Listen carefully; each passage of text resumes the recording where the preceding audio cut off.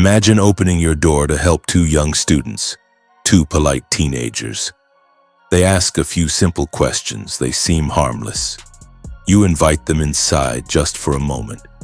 But that single act of kindness becomes the last decision you ever make. On a cold January evening in 2001, in the quiet academic community surrounding Dartmouth College, a brutal crime shattered the illusion that small towns are always safe. Inside a peaceful home in New Hampshire, two respected professors would be stabbed to death in an attack so violent that investigators struggled to understand it. The killers were not criminals. They were not professionals. They were teenagers. And their reason for murder was almost impossible to believe. This is the chilling story of what happened to Haf and Susanne Zantop. That evening, a colleague arrived at the Zantop home for dinner. She knocked, no answer. She knocked again, still nothing. Because she was a frequent guest, she opened the door and stepped inside. "Susan?" The house was silent. She walked toward the downstairs office. And then she froze. Haf and Susanne Zantop were lying on the floor, surrounded by blood. Both had been stabbed multiple times. Panicked, she ran to the neighbors and called the police. When investigators arrived, the first thing they noticed was something strange. The front door was intact. No broken locks, no forced entry. Whoever committed this crime had been invited inside. Inside the office, the scene told a violent story. Haf Zantop lay near the doorway with 10 stab wounds. His wife, Susanne, was found outside the office with 11 stab wounds. The office chair was overturned. Signs of a struggle were everywhere. Yet the house remained tidy. Valuable items were untouched. This didn't look like robbery, and the brutality of the attack suggested something even darker. In criminology, excessive violence like this is often called overkill, a level of violence that suggests intense emotion, hatred or panic. Investigators began searching carefully for evidence. A bloody shoe print led from the office to the front door.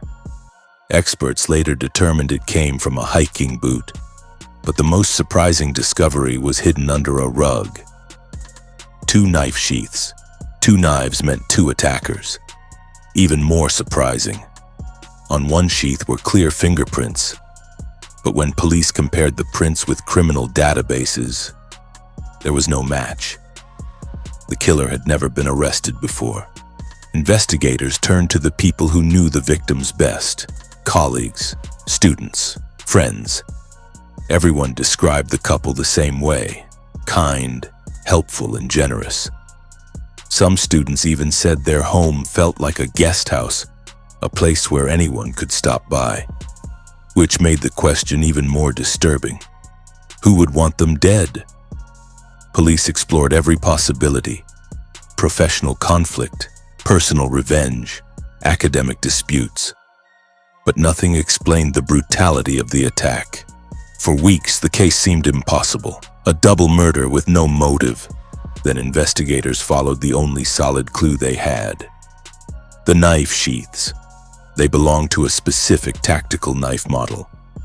Tracking them wasn't easy. Thousands had been sold, but eventually an online seller reported something important. 2 knives of that exact type had recently been purchased. The buyer's name was James Parker. Police visited the Parker family home. The purchase hadn't been made by the parents. It had been made by their 16-year-old son, James Parker. He told investigators he bought the knives for hiking. One for himself, one for his friend, 17-year-old Robert Tulloch. The boys calmly explained they had later sold the knives because they were too heavy while hiking. The stories matched perfectly. Almost too perfectly.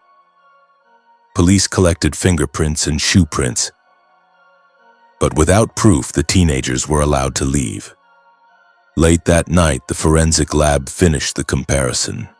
The fingerprints from the crime scene matched James Parker.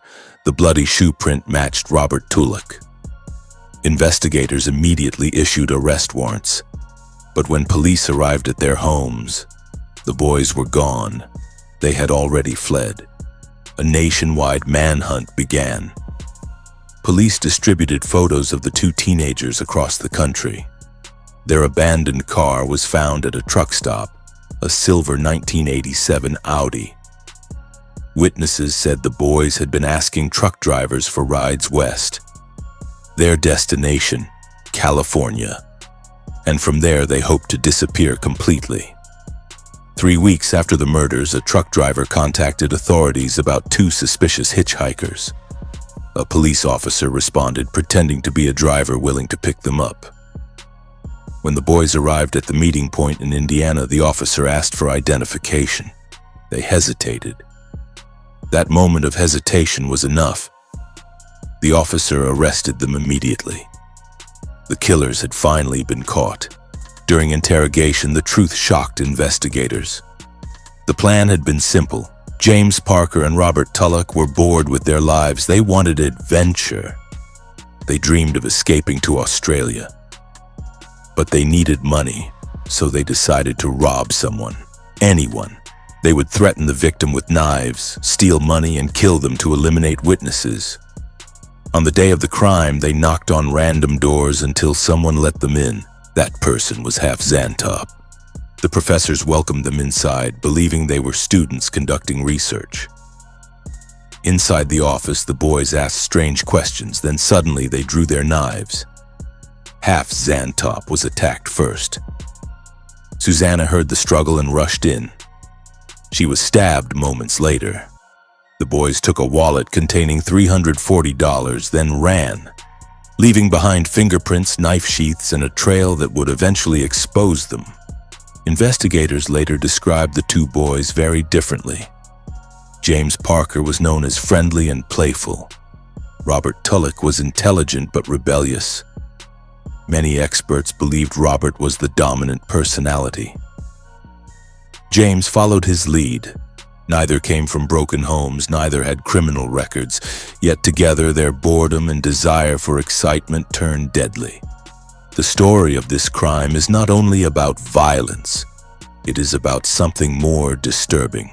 Two ordinary teenagers from normal families living comfortable lives, yet somehow they convinced themselves that adventure, excitement, and escape were worth more than human life. Criminologists often say that the most dangerous moment is when someone stops seeing other people as real human beings.